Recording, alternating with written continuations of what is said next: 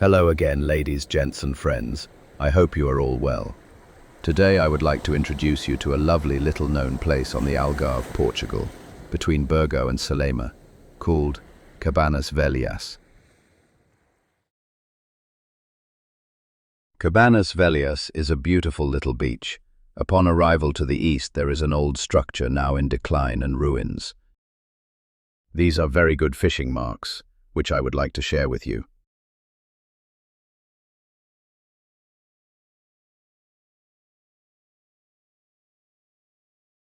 This old structure, upon a time, was a pier for stone extraction. A lesser-known fact is that locally it used to be called pedreira, which in Portuguese means quarry, as they extracted rock here and transported via barge. A lesser-known fact still is that the pier and quarry were made in order to deliver boulders and rocks to Portimao in the 50s, I believe, in order to build the breakwaters for the port and harbour. There is a sunken barge just off Burgao, which is even visible on Google Earth, which sank whilst en route loaded to Portimao, and in an attempt to salvage the vessel, they offloaded the load at sea and tried to beach her, but regrettably never made it, and the barge is now a refuge for small fish just off the beach.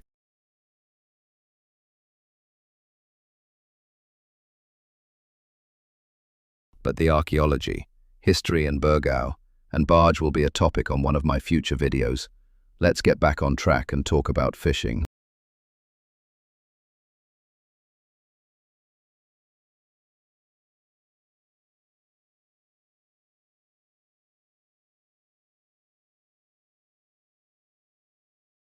Just the other day we had a bad session here.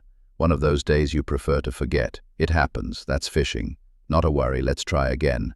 Different tide, different moon, different day, different luck. Just cast away your worries.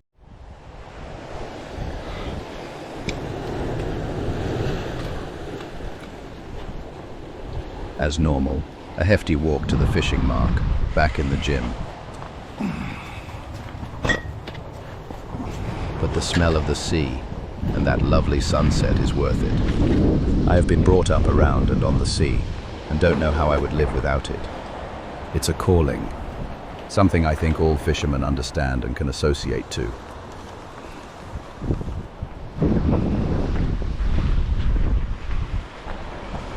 I generally do not stop at the first pier or structure. I leave that for those less privileged than myself, as once again one has to go into mountain goat mode for a while beyond this point. If you catch those lovely fresh fish, a healthy diet, good exercise, trying to catch them, and the mental health and food for the soul whilst doing so, how can you not take it all in and enjoy it thoroughly? It's not fishing, it's a way of life.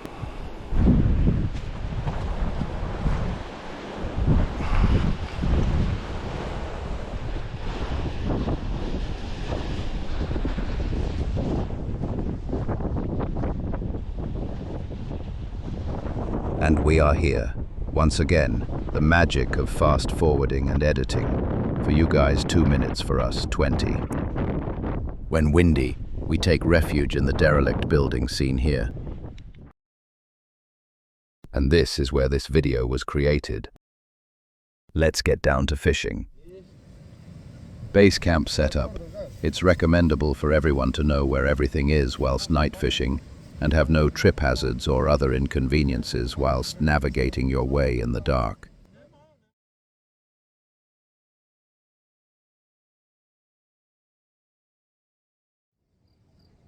Baiting up with sardine. These prongs are really helpful. Just pierce the bait, put the hook through and then wrap with elasticated bait line. The prongs prevent the bait from twisting on the hook and keep things tighter and cleaner.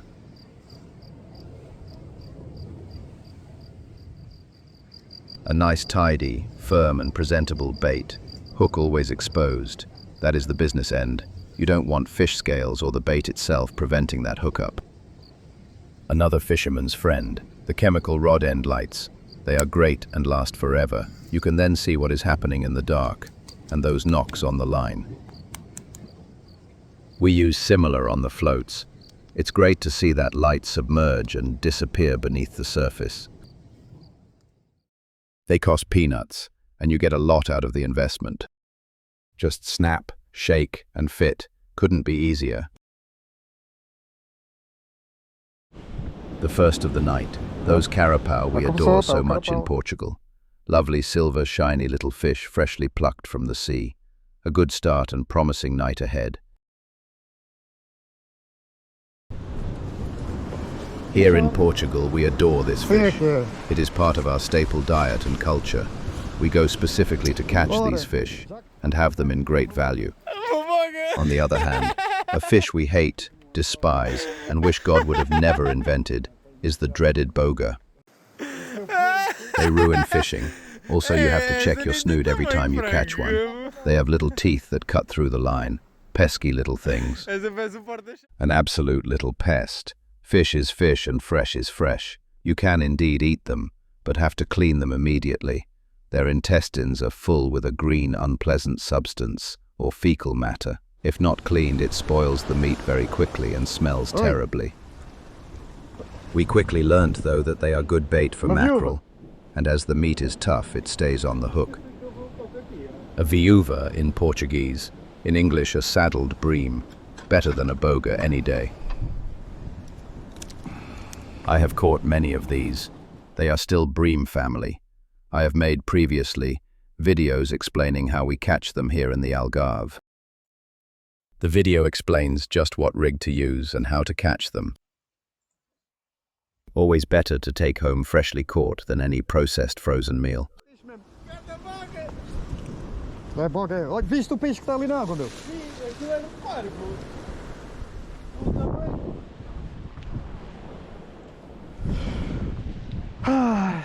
Sabes o que é que apanhei, não sabes? Another boga. You have to take the good with the bad.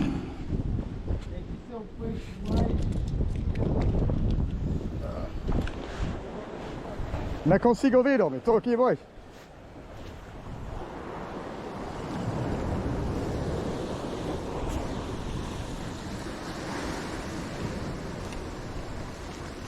Yet another boga. We caught loads. I think I will have to start liking them and cook them. You just have to fish through them. Vai. O que é que tu tiraste aí? Olha. Acho que soltou. Soltou-se mesmo ali. I also had a rod out bottom fishing and was on, but just as I nearly landed it, it broke loose. Would have been nice to show, but was not to be. I suspect a conger or moray eel, although the moray have been in decline here in Portugal over the years, and rarely see them now. O carapau, é pá, espetáculo. Olha, acaba já. Outro. O carapau. Escuta. Ai.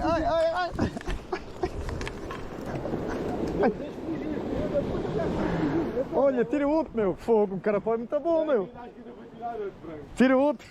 Assim sim. Ok. The carapau are lovely and fat. Good eating indeed. O que é que ias fazer? Diz lá. It's just a shame my rod does not show up more on the footage at night. I will try find a permanent solution for this in the future. The time of year is September. Summer till autumn is the best time for these fish. I will try associate a date to the catches, so if you wish to venture off and try catch some, you can see how to do so and what time of year. No point trying for a species when they simply are not here. Nearly all fish have their optimum fishing time.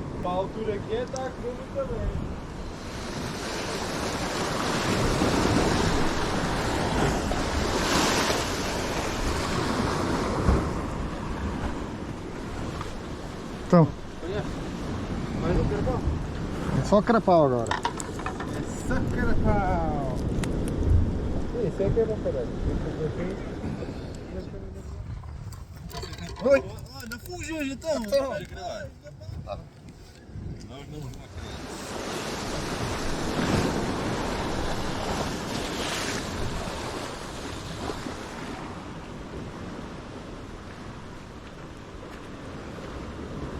Carapau.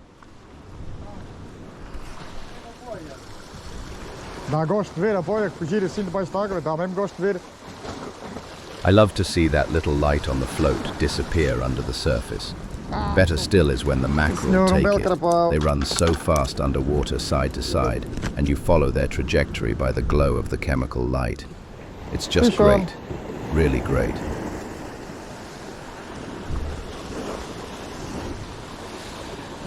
Carapau. You can predict with great certainty just which species you have hooked by the float's reaction and the touch on the line. Mackerel tend to aggressively, with their big mouths, attack the bait and run with it, putting up a great little fight. Horse mackerel or carapau are more a nibbler and don't run, rather flap a little, and put up a lot less a fight, whilst the bogo with its smaller mouth tends to tap at the bait but rarely hook themselves. Also, sometimes you start to reel in to check your bait. No evidence at all of a fish either by the float or the line, and you hook a fish that was just sucking the bait. It's a funny thing, fishing.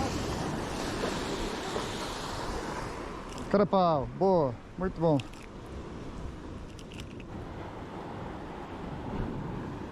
Lindo carapau. We were doing okay, plucking them one by one but consistently. Great fun and a lovely night. I used 2 different setups or rigs, which I will show you in a while, both very effective.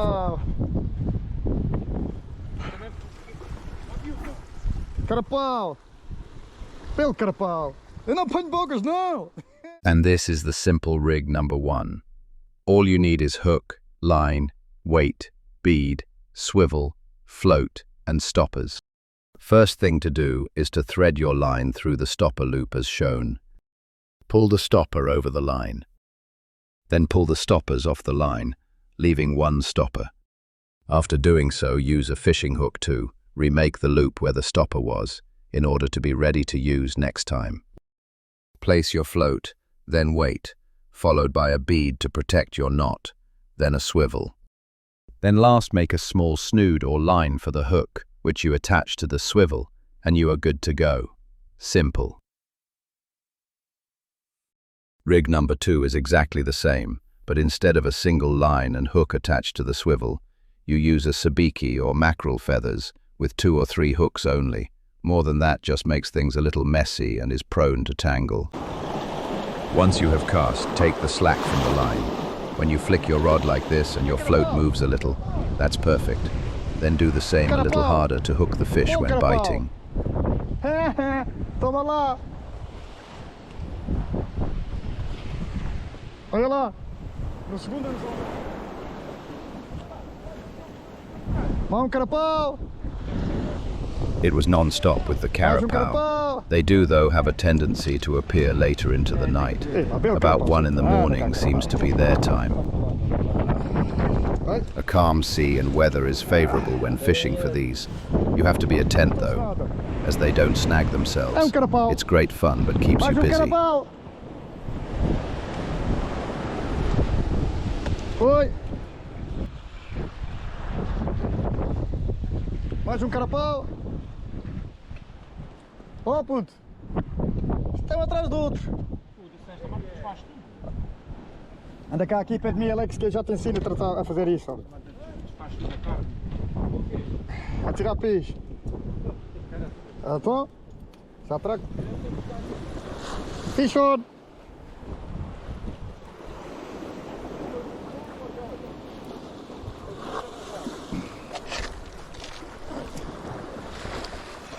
Isto é cavalo.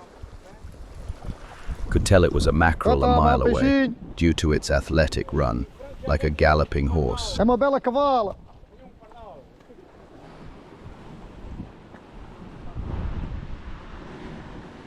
Eu disse que havia cavalos, pelo toque. Assim está melhor. Very good.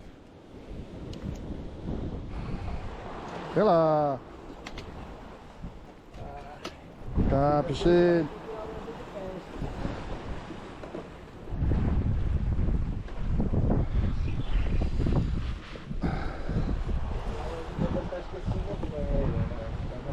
Carapau! E tá da luta. Vai. Vai cá, peixinho. Acho que não. Acho que não. Cavala.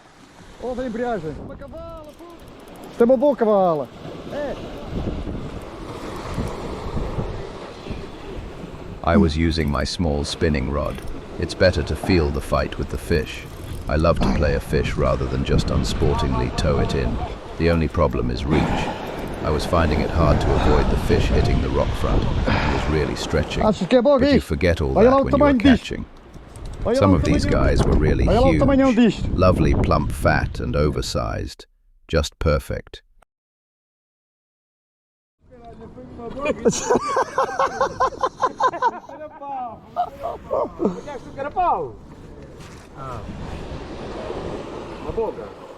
Não, isso deve ser cavalo agora. Está a dar cavalos, pá. Então, já não sei se é cavalo.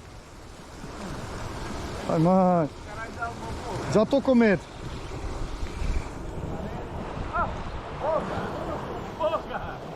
Cavala, cavala, cavala, cavala, cavala.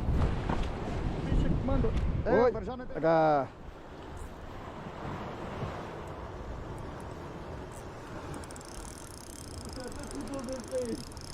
Não, epa, isto não está uma boa luta. Isto é uma cavala, pela luta é uma cavala.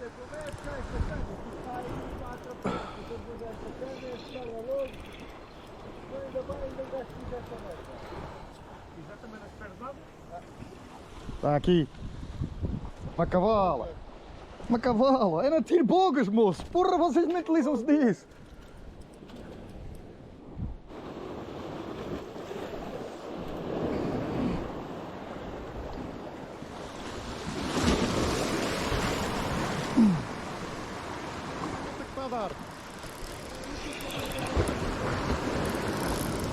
Olha a luta que está a dar. If I could have that clutch sound as a ringtone on my phone, I would. Olha esta cavala. Magical. Olha, Alex. Olha lá. Fish on.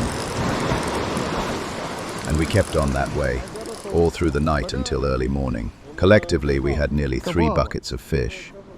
Food for the next few days. Cavalo. Das boas. Eu não apanho bogas, moços. And here are the species we caught. Bogas, although we wish we hadn't caught them at all. Viuvas or saddled bream. Carapau, horse mackerel or scad.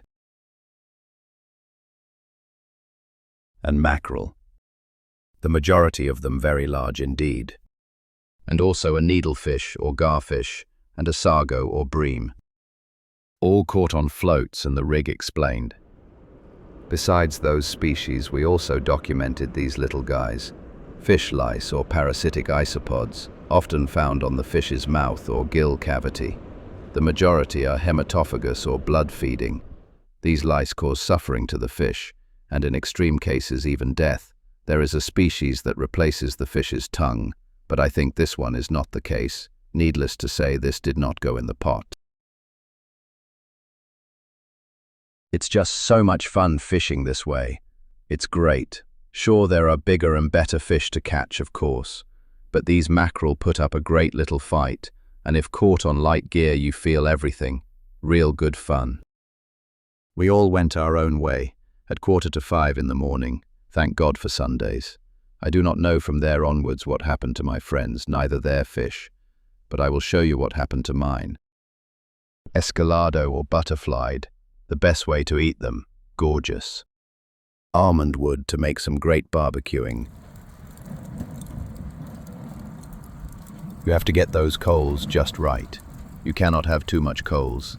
It has to die out a little, otherwise the oils from the fish will drip and ignite, generating flames and spoiling the fish.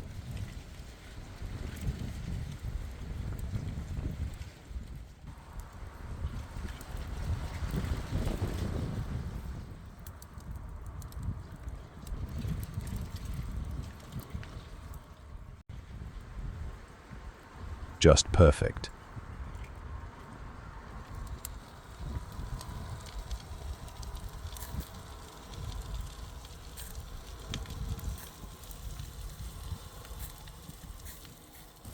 It's just a shame they have not yet invented smell-o-vision. You can imagine. Sizzling away in those lovely, healthy, natural oils they contain. A lovely, healthy meal.